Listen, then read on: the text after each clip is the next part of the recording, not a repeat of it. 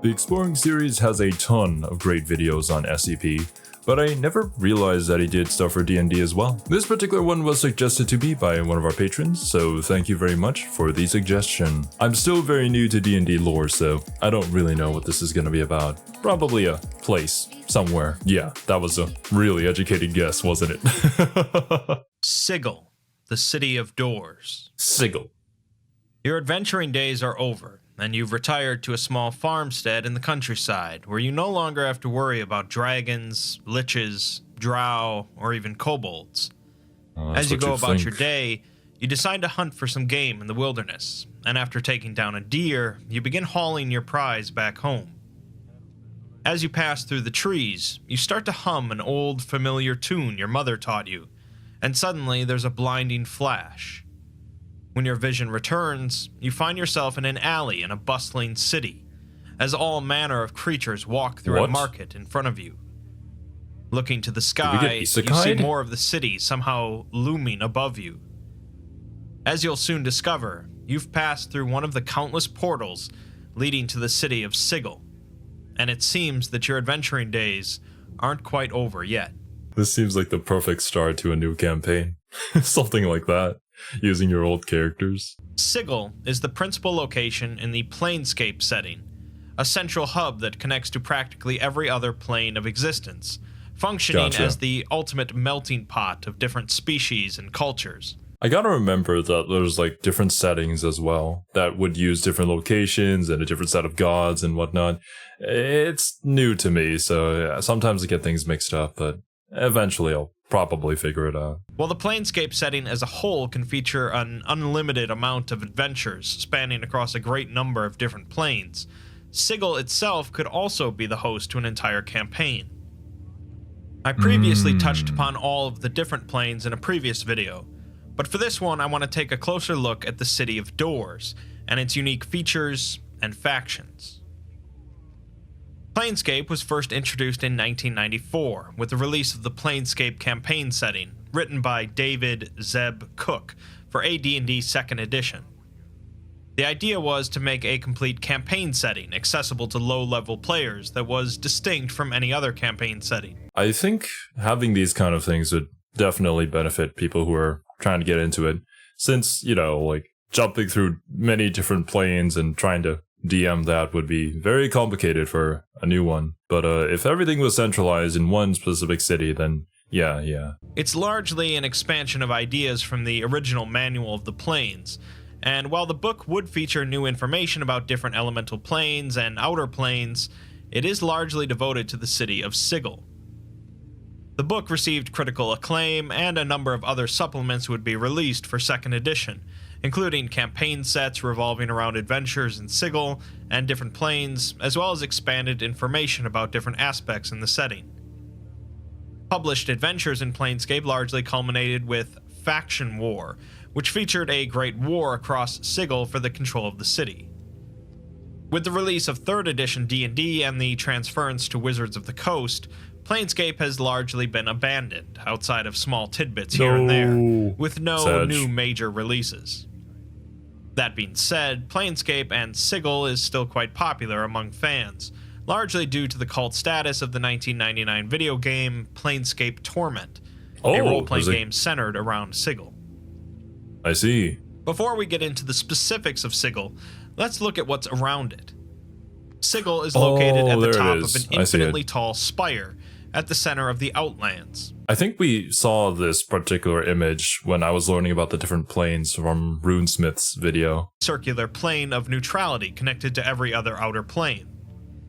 In some ways, the Outlands is a mixing place of all of the other planes, a place where law and chaos and good and evil could intermingle, although all of it was subject to a neutralizing effect inherent to the Outlands. In addition, this neutralizing effect also affected magical items and magic spells, diminishing their potency the further one traveled toward the center. This even affects divine magic and the power of deities, so a ring around the center often functions as a great meeting place and common ground for all entities, including gods. Within 100 miles of the center, however, chemical reactions cease to function, and even gods cannot get any closer. The very center of the infinitely large plane is an infinitely tall spire, at the top of which sits a visible torus, or a ring shape. Wait, how could this donut stand on top of an infinitely tall tower if it's infinitely tall? Wouldn't that mean that it's, you know, there is no top to it? I know I'm playing semantics here, but it's kind of funny to think about. Within the inner edge of this torus is the city of doors, Sigil. Some measurements of the city have put its circumference at 20 miles, and its thickness at around 1.5 miles, although the city's ruler, the Lady of Pain, can apparently change the city's dimensions at will. Lady of Pain? The city doesn't feature the same neutralizing effect of the Outlands, as most magic works normally in Sigil, except for magic used to travel across planes. Ah, I see.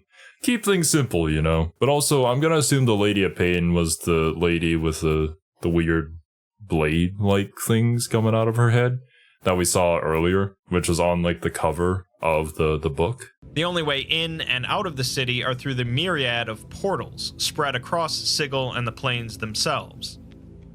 All of these portals are controlled entirely by the Lady of Pain, so it is by her will alone that entities may enter the city. These portals may be present in any sort of opening or boundary, from a doorway to an arch to even a barrel or a picture frame. These portals may be either permanent or temporary, can lead to other planes or other points within Sigil, and can lead to the same location each time or can shift. Every one of these portals is activated via a key, but the key is very rarely a small piece of metal, but rather can be just about anything. A portal's key could be a small doll, or singing a certain song, or thinking a certain word. It's rare but not impossible to activate a portal accidentally, but generally knowledge of a portal's location and its key is valuable information. Just like at the beginning with Exploring Series narration on how you were humming a tune that your mom used to sing, you know. That's probably what ended up opening that portal. Since it can be quite difficult to leave Sigil once you arrive if you don't know your way out, the city is often referred to by another name, the Cage, and permanent residents of the city are often called Cagers. Around 50,000 individuals permanently reside in the city at any time, but due to being a crossroads of the universe, typically there are around 250,000 individuals in the city. Being a crossroads makes it so that you can have such a diverse cast of characters, and it makes sense for them all to be here. So yeah, this setting is just perfect for just beginners to figure things out, for sure. Visitors and residents of the city include practically every species known to the multiverse, leading to a great deal of interesting connections and interactions. Those from the material plane, that is, the normal world, were generally referred to as outsiders or clueless by natives, as they often have a very limited understanding of the city and the multiverse in general. New visitors would be even further confused by the native slang of Sigil, referred to as the cant, although they'll likely get quickly used to being called a berk, meaning a fool. Damn. Residents of Sigil that offer their paid services as unofficial guides to the city are known as touts, while the city's official guides are called factotums. Touts are more able to guide a newcomer into the seedier side of Sigil, but are just as likely to rob you blind. Factotums each work for a different faction, and will do their job to keep a visitor out of trouble, while also teaching them the ins and outs of Sigil's unique political situation. Sigil is broken up into 6 different wards, although the boundary between each one is not clearly noted. The wards are mostly based on the wealth of the area, but each one houses different services and factions. The 6 wards are the Ladies' Ward, the Market Ward, the Guild Hall Ward, the Clerk's Ward, the Hive Ward, and the Lower Ward. The Ladies' Ward belongs to the Lady of Pain and the city's elite, as well as the city barracks, the court, the prison, and the armory. Additionally, over half of the city's temples are located here, and it's by far the wealthiest and most heavily policed ward. The Market Ward, of course, contains most of the city's markets and vendors, places where you can purchase goods found across the entire multiverse. The Guildhall Ward is often considered to be part of the Market Ward due to numerous similarities, but it also contains a large number of craftsmen, artisans, and different guilds. The Clerks Ward could be considered the upper middle class district, containing most of the city's scribes, bureaucrats, sages, and scholars. This ward contains the Hall of Records and the Hall of Speakers, the centers of Sigil's financial world and day-to-day government, respectively.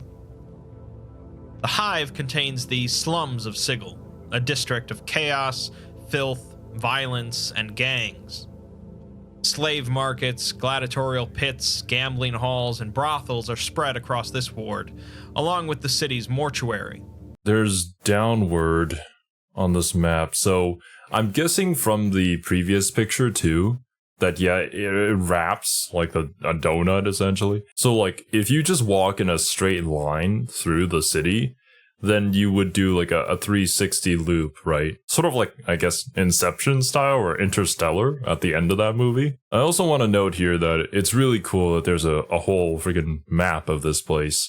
Makes it a lot easier for you to visualize where you are currently and where you're going and how things are connected. Not a pleasant place, but at least the chaos is largely contained to this ward.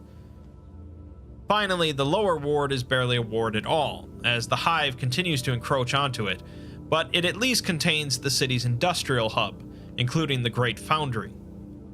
The ward's name comes from the abundance of portals to the lower planes that exist here. Let's move on to discussing the city's 15 different factions in brief detail. Each of the factions possesses a unique view of the multiverse, of life and death, and of Sigil and their place in it. 15 Some different of the factions get along with one another, but many others don't, and some don't really care at all about the others. This list will ignore the results of the faction war, which eliminated some factions and reorganized things. Gotcha. First, we have the Athar, also referred to as the Defiers or the Lost. This group denies the idea that entities known as gods are actually deities, but are rather simply powerful mortals. They accept that there might be a true god, or even more than one, but understanding or even seeing or speaking to such an entity would be beyond the capabilities of mortals. Of course, it's their goal to actually discover these true gods and learn to understand them, lofty a goal as that might be. The believers of the Source, also called God's Men, have a somewhat similar view to the Athar, and are thus often allied with them. They believe that everything in existence has the potential to become godly, and we are being continually tested in life to help us achieve this goal. When we die, we are reincarnated to begin the cycle again to try and pass the test so that we can become gods. The God's Men are trying to figure out how exactly to pass this test, and additionally how not to screw it up so badly as to go backwards and be reincarnated as a demon or something similar. I see. They also believe that when the final being in existence ascends, the multiverse itself will pop out of existence, which is their ultimate goal. The Bleak Cabal, also known as Bleakers or Madmen, are the nihilists of Sigil, believing that the entire multiverse is nonsensical, and there's no point in trying to make sense of it. They believe that no one has any real answers about how the multiverse works, and the other factions are pursuing a hopeless mission. The idea that there is no meaning to the universe leads members of the Cabal to operate rather chaotically, lending them the Madmen nickname.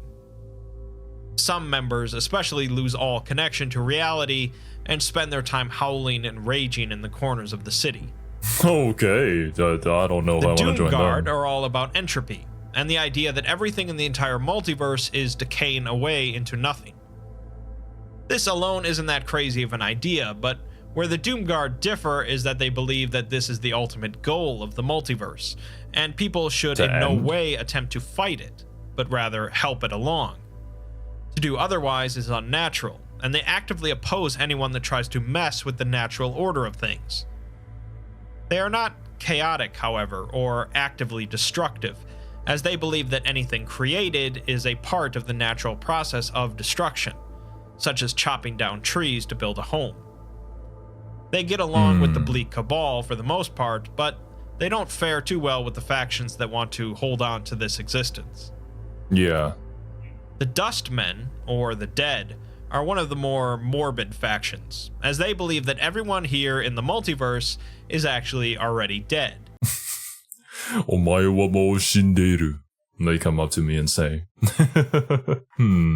Lots of interesting and unique ways of viewing the world that they live in. I feel like it's also a result of just this mishmash of everything and people just trying to figure out what's going on and trying to find reason and meaning in it, you know? It's fascinating seeing how these factions could potentially form in a natural way. They believe that we lived elsewhere in another existence that was full of celebration and joy, and now that we've died, our existence is filled with pain and sorrow.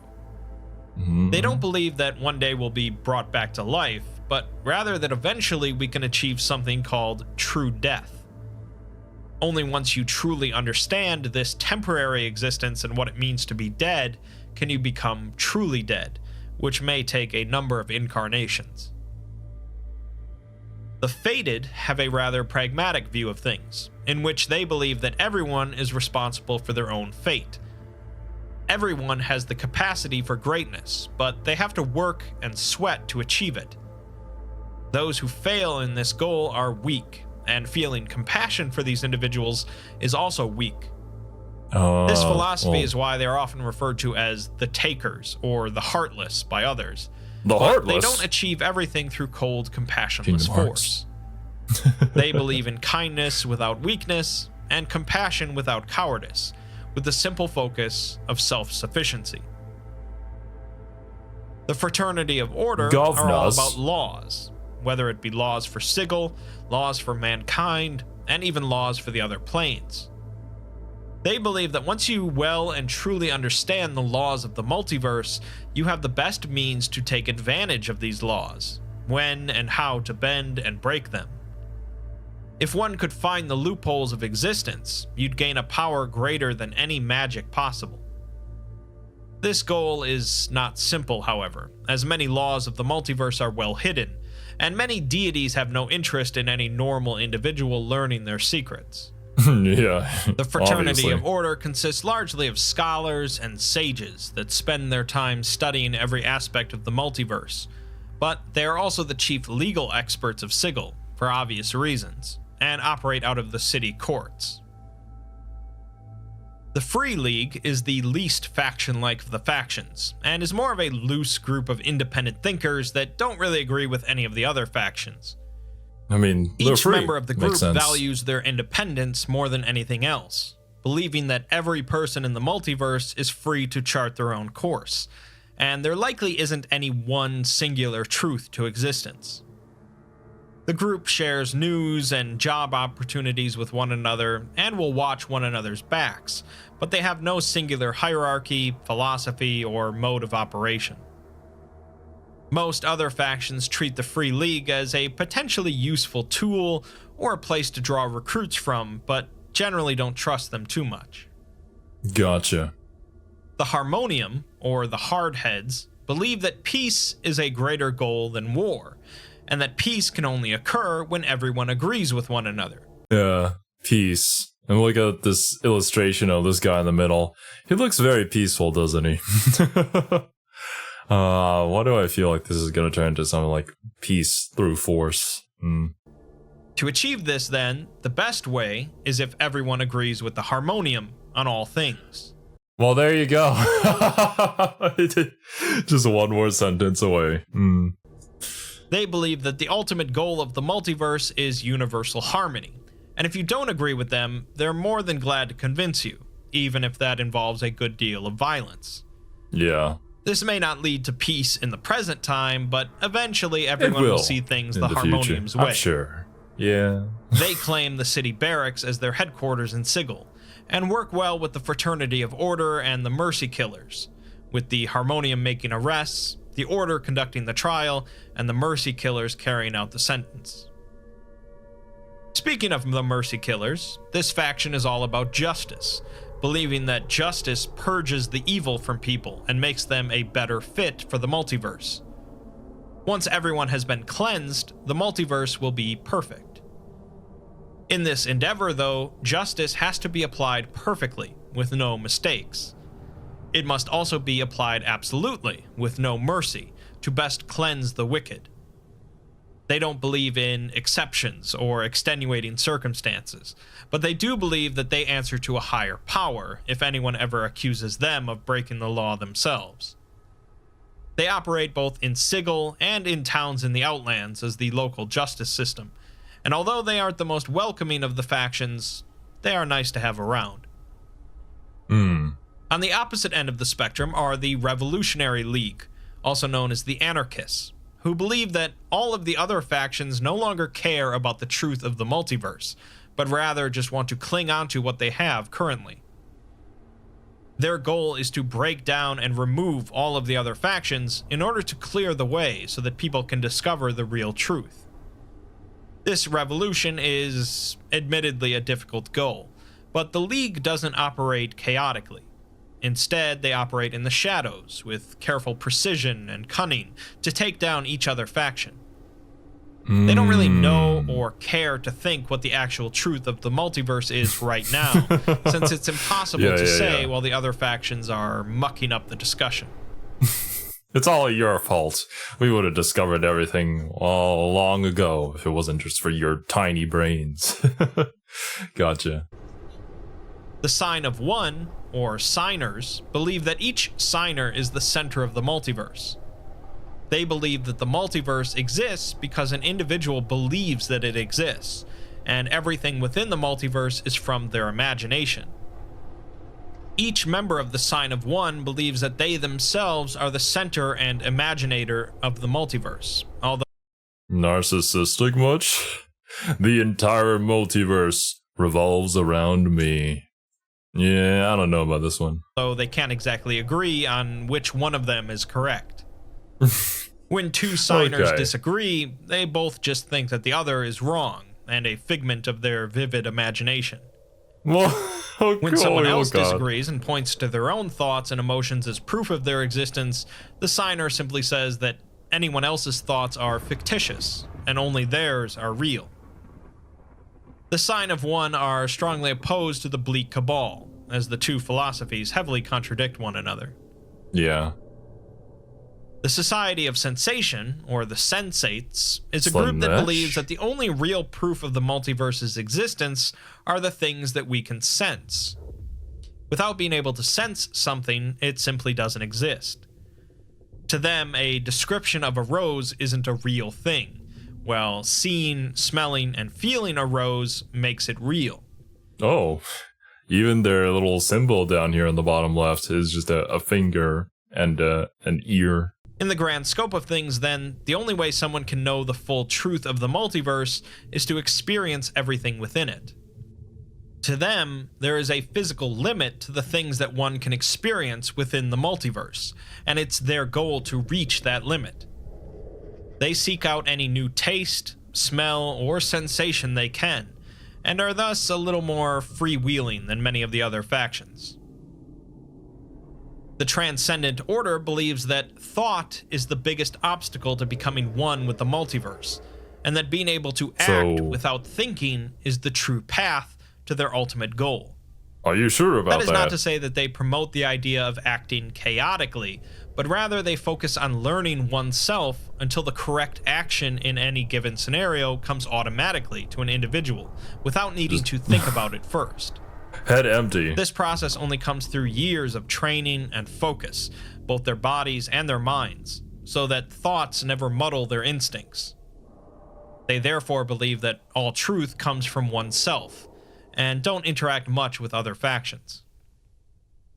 Finally, the Chaositechs, or the Chaos Men, are exactly what their name implies, the most chaotic of the factions. They believe that there is no order to anything within the multiverse, and the only order that exists comes from individuals trying to impose it on others. This type of order is obviously unnatural, since the multiverse possesses none, and once these individuals stop imposing it, this order reverts back to the natural chaos. The Chaos Men believe that there's no point fighting this chaos, and that this chaos has its own beauty. By embracing it, they believe that they can learn the secrets of the multiverse. They make their headquarters right in the center of the hive, and obviously don't get along with many of the factions, especially since they speak in a rather confusing manner. Oh yeah, that's right. Even their speech would just be chaotic and all over the place. And here, in this illustration, you can just see like the entire city warping. It is like that. What a weird place to live in. I wonder how it'd feel like. There's a lot of potential for chaos in general in Sigil, with so many different factions, entities, and less than scrupulous individuals wandering the streets. Things are kept in order partly through the efforts of the Harmonium, the Fraternity of Order, and the Mercy Killers, but more importantly, things are kept in check by the Lady of Pain. The Lady of Pain is the singular ruler of Sigil, and some believe that she is responsible for constructing the city itself. She controls all of the portals coming in or out of the city, able to alter or close them on a whim. And she is also responsible for preventing all deities and archfiends from entering the city entirely. To reiterate that, despite the greatest efforts by the most powerful of deities within the multiverse, none of them are able to step foot into Sigil, because the Lady of Pain prevents them. To say she is powerful is a massive understatement, and she is as mysterious and enigmatic as she is powerful. She rarely takes any interest in governing the city itself, only occasionally hovering above the streets or appearing before any especially troublesome individuals in order to discipline them directly. She notably will deal with anyone that is antagonizing one of the Dabus, a race native to Sigil that operate as servants of the Lady of Pain. They are spread across the city, functioning as eyes and ears for the lady, as well as performing maintenance on different buildings and structures. They levitate above the ground, speak only in visual symbols that materialize above their heads, and otherwise are patient and docile. Okay, because if it wasn't docile, oh my god, you imagine the amount of pain you would feel? Wait. It just makes too much sense. If interrupted in their work or otherwise antagonized, the lady will likely make an appearance, which means that most individuals in the city give them a wide berth. Some believe that the Dabus are responsible for creating the city, either as the original natives, or they were created by the lady originally for that purpose. As for punishment, the Lady of Pain generally doles it out in one of two ways. The first is death through flaying, which can happen instantaneously if she wills it. Despite the gruesome nature of this punishment, it's far preferable to the second punishment, in which the Lady of Pain will banish an individual to a special demi-plane containing one of her mazes. Oh, the demi-planes are like special planes that exist like not within the outer. They're not like the main ones, essentially. So they can pretty much be whatever you want them to be. But banishing you into one of her mazes makes me think of what was it?